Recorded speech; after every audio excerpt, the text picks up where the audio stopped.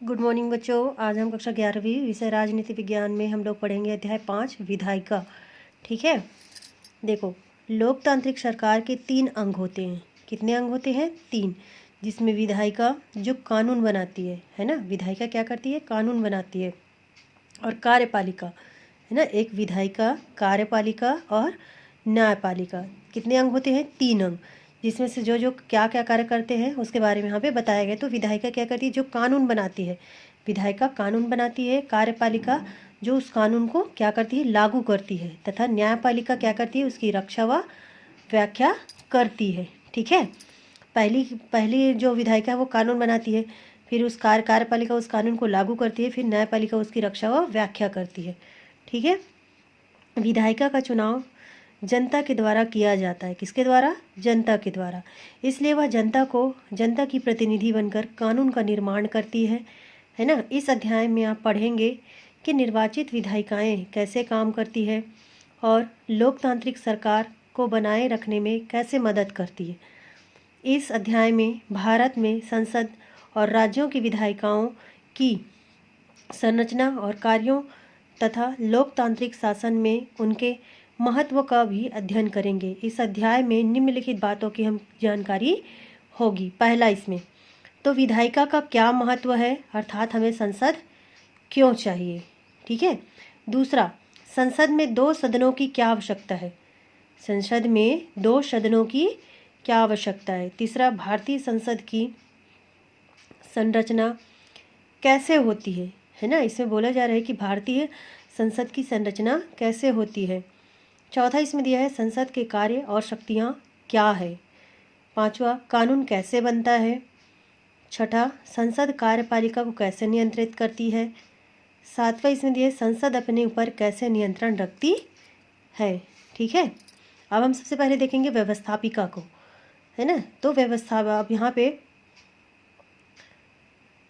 व्यवस्थापिका में यहाँ पे दिया है कि सरकार के तीनों अंगों में व्यवस्थापिका सिद्धांत रूप से सर्वाधिक महत्वपूर्ण अंग है, क्योंकि व्यवस्थापिका ही उन कानूनों का निर्माण करती है जिनके आधार पर कार्यपालिका शासन करती है और न्यायपालिका न्याय प्रदान करती है। इस प्रकार व्यवस्थापिका ही कार्यपालिका और न्यायपालिका को अपने अपने क्षेत्र में कार्य करने के लिए आवश्यक आधार प्रदान करती है।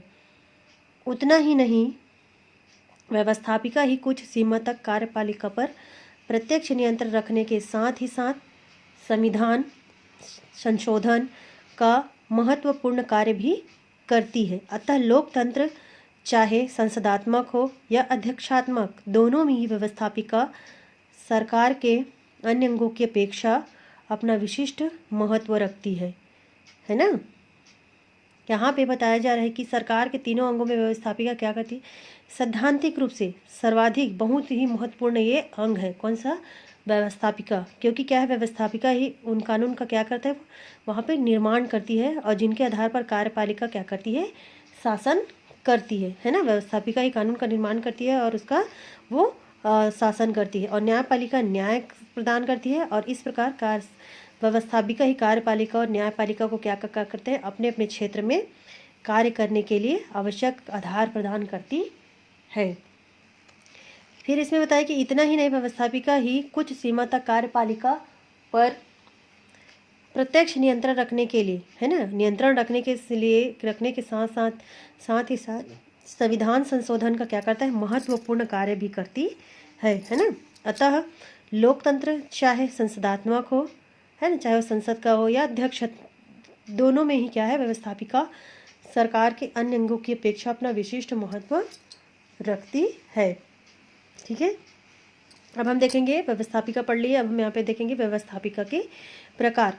तो व्यवस्थापिका का संगठन 2 प्रकार का होता है ना। व्यवस्थापिका का संगठन 2 प्रकार का होता है। जिस व्यवस्थापिका में एक ही सदन होता है उसे एक सदनात्मक, और जिसमें 2 सदन होते हैं उसे द्विसदनात्मक व्यवस्थापिका कहा जाता है ना। व्यवस्थापिका का संगठन क्या होता है? 2 प्रकार का होता है। जिस पहला है सदनात्मक और दूसरा है द्विसदनात्मक। द्विसदनात्मक व्यवस्थापिका में प्रथम सदन को निम्न सदन और द्वितीय सदन को उच्च सदन कहा जाता है ना। अब देखो, व्यवस्थापिका के संगठन के संबंध में यह एक क्या है, विवाद का विषय रहा है ना। व्यवस्थापिका के जो संगठन है उसके संबंध में क्या था, ये एक विवाद बनकर रह गया है ना। और व्यवस्थापिका एक सदनात्मक होनी चाहिए या द्विसदनात्मक।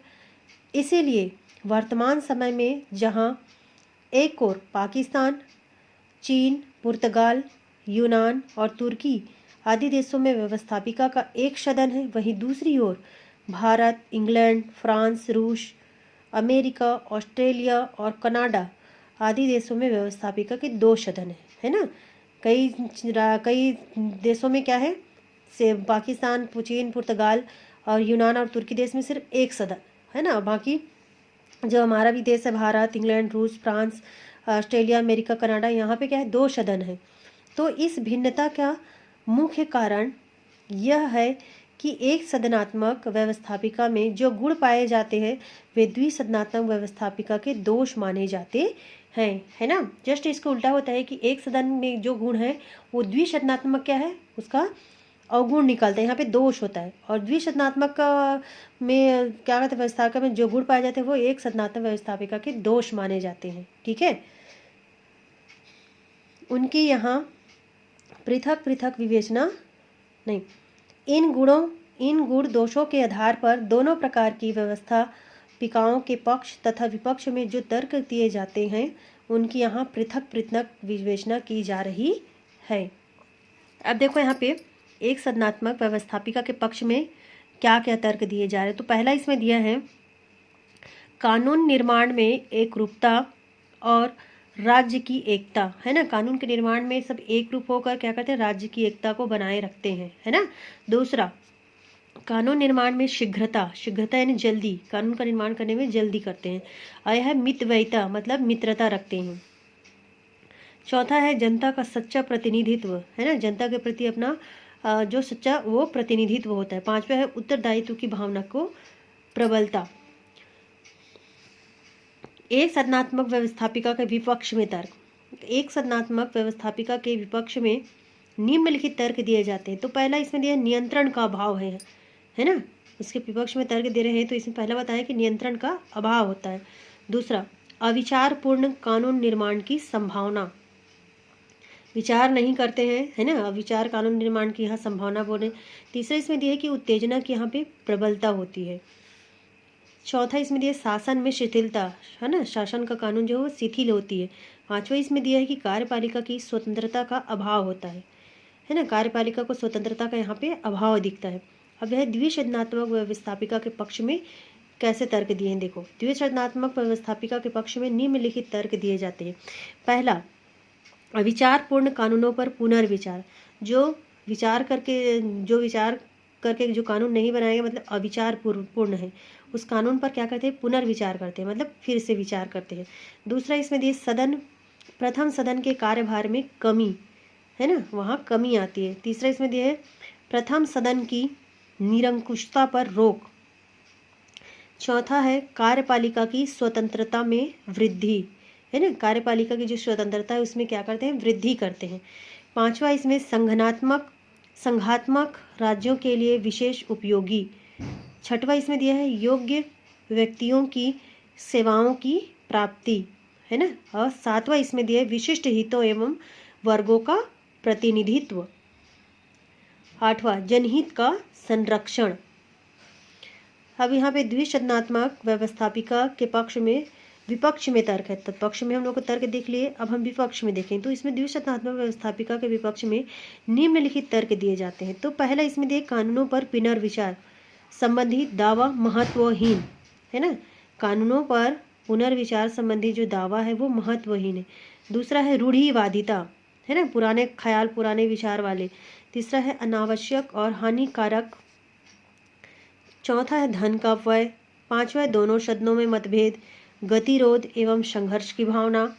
छठवां है संघात्मक राज्यों के लिए भी अनुपयोगी। सातवां इसमें विशिष्ट हितों एवं वर्गों के प्रतिनिधित्व का तर्क भी अनुचित, है ना।